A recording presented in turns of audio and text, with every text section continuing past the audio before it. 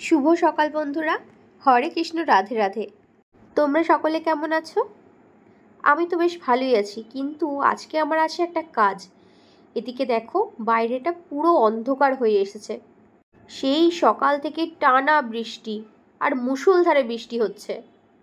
এদিকে আমার call time রয়েছে দুপুর 3টে, আর এখন জানো কটা বাজে? বেজে গেছে প্রায় 1:30।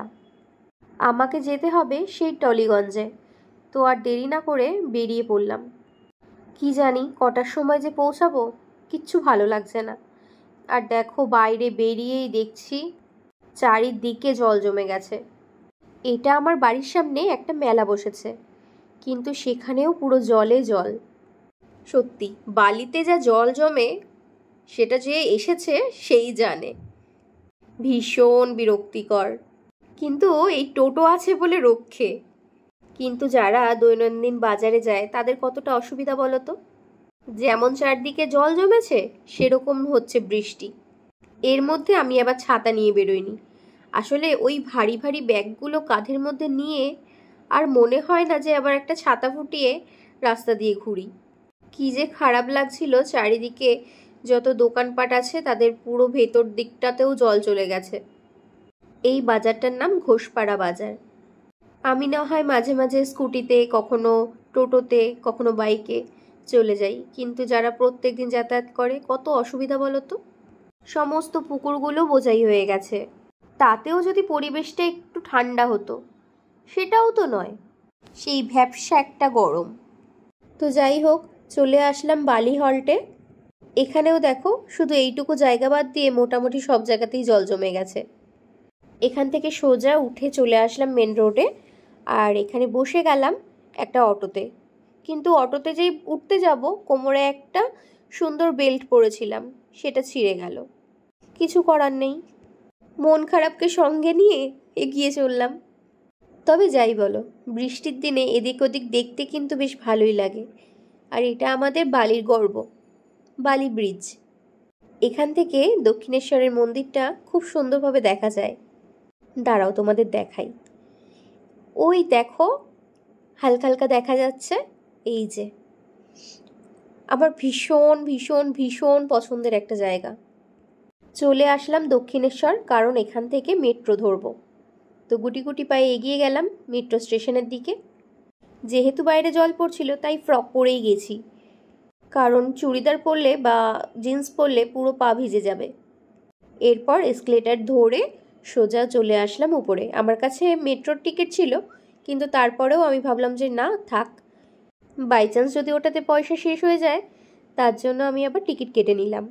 তারপর ব্যাগগুলোকে নিয়ে নিলাম ওখান থেকে, কারণ অনেকের মনে হতেই পারে দাহ্য পদার্থ থাকে, তাই একটু চেকিং আর কি। এরপর মেট্রো ধরবো বলে সোজা টিকিট নিয়ে চলে আসলাম উপরে। তবে যাই বলো, ছোটবেলায় বাবা কিন্তু আমাকে এই এসকেলেটারে ওঠানোটা শিখিয়েছে। যদি না শিখাতো, তাহলে আমাকে দেখে এখনো মনে হয় অনেক মানুষ হাহাহিহি করতো। ভাগ্যিস ওটা আমি পারি। তো যাই হোক, কথা বলতে বলতে দেখো আমার মেট্রোও চলে এসেছে। তো পুরো ফাঁকাই ছিল, বসে গেলাম একটা ধারে। আর তারপর অনেক ঘুমও পাচ্ছিল, মাঝখানে আমি অনেকক্ষণ ঘুমিয়েছি। এরপর চলে এলাম মহানায়ক উত্তম কুমার টলিগঞ্জ স্টেশনে। এখানে সেইভাবে আমার আসা হয় না।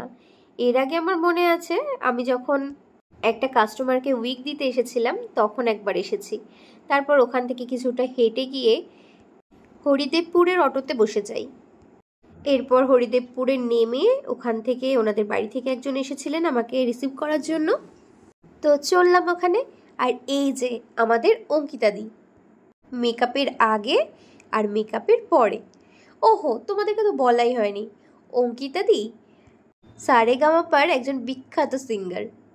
আজকে তার একটা গানের শ্যুট আছে। জানো তো, অঙ্কিতাদির সাথে 10 বছর পর আমার দেখা।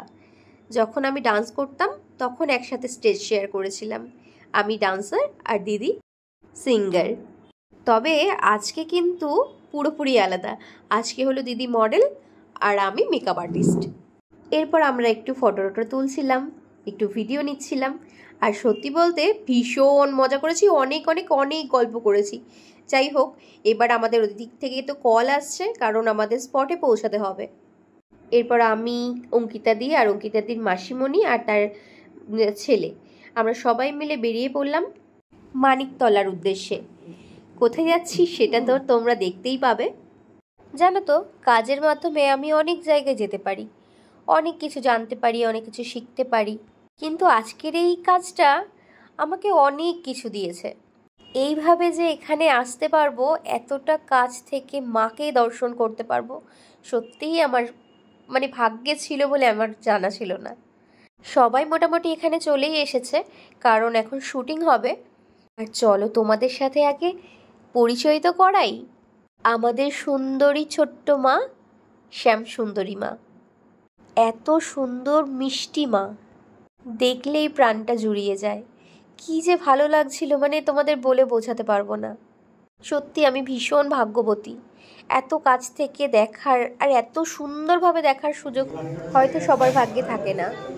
মায়ের কি লীলা দেখো, আমাকেও এরা বসিয়ে দিল মায়ের গানের শুটিংয়ে। ওহো, তোমাদেরকে তো বলাই হয়নি, অঙ্কিতাদির একটা ইউটিউব চ্যানেল আছে, অঙ্কিতা রয় অফিসিয়াল। তো সেখানেই আগামী কৌশিকী অমাবস্যার দিন এই গানটা রিলিজ হবে। দেখো, আমি ঠাকুরের প্রসাদও পেয়ে গেছি। আমার অনেকটাই লেট হয়ে গিয়েছিল, কারণ আমার যাওয়ার ছিল রাজারহাট, তো সেই জন্য আমি আর দেরি করিনি। মন্দির থেকে মায়ের ভোগ দিয়েছিল, সেটা নিয়েই সোজা চলে গেলাম ক্যাবে উঠে রাজারহাট। আর রাজারহাট থেকে এসেছিলাম বাইকে। সেই যে সকালবেলায় দেখিয়েছিলাম জল, এই দেখো এখনও কিন্তু জল নামেনি। এটা কিন্তু এখন থাকবে পুরো বর্ষাকাল জুড়ে। যাই হোক, এই ছিল আজকের দিনের আমার গল্প। জানো তো, আমি ভীষণ লাকি আমার এই মানুষটাকে সাথে পেয়ে।